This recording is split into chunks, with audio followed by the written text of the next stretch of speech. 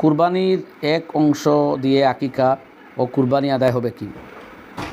এক অংশ দিয়ে আকিকা ও কুরবানি আদায় হবে কি, এটা প্রশ্ন স্পষ্ট নয়। মতলব কি, একই অংশে কুরবানি এবং দুটোটা হবে না। এক অংশ দিয়ে হয় কুরবানি হবে, নাইলে এর দ্বারা আকিকা, যা নিয়ত আপনি করবেন সেটাই হবে। একই অংশে কুরবানি ও আকিকা এমনটা হবে না, কোনোটাই হবে না। পরে আবু তাহির মোহাম্মদ সিদ্দিক তিনি প্রশ্ন করেছেন, কুরবানির পশুর টাকা বন্যায় ক্ষতিগ্রস্ত হওয়া মানুষকে দিলে কুরবানি আদায় হবে কি? না, ওয়াজিব কুরবানি আদায় হবে না। ওয়াজিব কুরবানি দিতে হবে। হ্যাঁ, যদি কুরবানির দিনগুলো তো কেউ কুরবানি করতে পারে না, তাহলে ওই টাকা সদকা করতে হবে। তাতে বন্যায় ক্ষতিগ্রস্ত হোক বা যে কোনো গরিব দুঃখীকে ওই টাকা দান করতে পারবেন। কিন্তু ওয়াজিব কুরবানি না দিয়ে ওই টাকা গরিবকে দিয়ে দিবেন, এমনটা করলে কুরবানি আদায় হবে না। বাকি অন্য কথা, কেউ নফল হয়তো কুরবানি দেওয়ার ইচ্ছা, উনি যদি নফল কুরবানি না দিয়ে, এবছর মানুষ বন্যার্ত ক্ষতিগ্রস্ত, সেই অতিরিক্ত কুরবানি না দিয়ে যদি ওই টাকা বন্যাগ্রস্তদের সাহায্য হিসাবে দান করেন, তাহলে করতে পারেন। বাকি ওয়াজিব কুরবানিটা শরীয়তের বিধান, এটা এইভাবেই আদায় করতে হবে। রশিদ আহমদ ভাই প্রশ্ন করেছেন, কুরবানি কাদের উপরে ওয়াজিব এবং কুরবানির ফজিলত?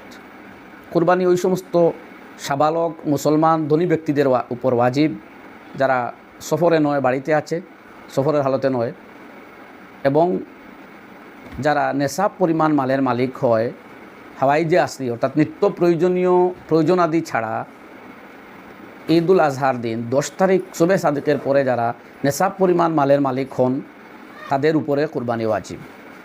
নেশাব কি আপনারা জানেন, 7.5 তোলা সোনা বা তার মূল্য, বা 7.5 তোলা সোনা, কিংবা 52.5 তোলা রূপা, বা সোনায় রূপায় মিলে, বা ব্যবসার মাল মিলে, বা টাকা এবং রূপা মিলে, বা নিজের প্রয়োজনীয় সামগ্রীর চাইতে বাইরের অতিরিক্ত বস্তু সামগ্রী সব মিলে যদি 52.5 তোলা রূপার মূল্য পরিমাণ হয়ে যায়, তাইলে ওই ব্যক্তি মুসলমান সাবালক হলে তার উপরে কুরবানি ওয়াজিব, যদি তিনি সফরে না থাকেন।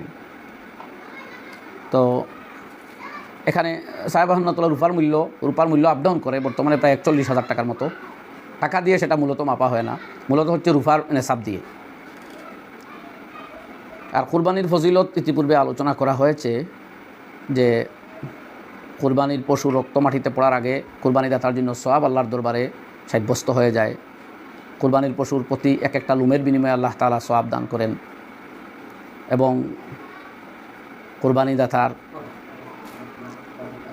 দেওয়াটা হচ্ছে মিল্লতে ইব্রাহিমের বড় এক শার নিদর্শন। ইব্রাহিম আলাইহিস সালাতু ওয়াস সালামের রেখে যাওয়া এই তরিকা, যেটা হুজুর আকরাম সাল্লাল্লাহু আলাইহি ওয়াসাল্লাম সারা জীবন আদায় করে গেছেন। এই জন্য কুরবানি হচ্ছে ওয়াজিব।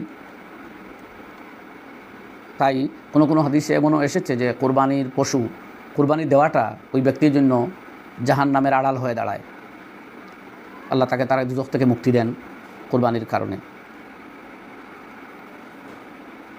এই সহ আরও অনেক ফজিলত রয়েছে কুরবানির। শিবুল হোসেন উনি প্রশ্ন করেছেন, কুরবানির সাথে আকিকা করা যাবে কি? হ্যাঁ, কুরবানির সাথে আকিকা করা যাবে, তবে উত্তম হলো শুধু কুরবানি দাতা একত্রিত হয়ে এক পশু জবাই করা, যদি বড় পশু হয়, অথবা শুধু আকিকা দাতাগণ একত্রিত হয়ে আকিকা দেওয়া, অর্থাৎ মিন জিহাতিন ওয়াহিদা, একই পক্ষ। অর্থাৎ কেন আকিকা হলো মুস্তাহাব আর কুরবানি হলো ওয়াজিব, তো শুধু মুস্তাহাব ওয়ালারা এক হয়ে দিলেন আকিকা, আর শুধু ওয়াজিব দাতারা এক হলেন। এই ধরনের হলে ভালো হয়, কিন্তু জায়েজ আছে, সমস্যা নেই। কুরবানি এবং আকিকা একত্রিত দেওয়া যায় দুই ধরনের, একজন আকিকা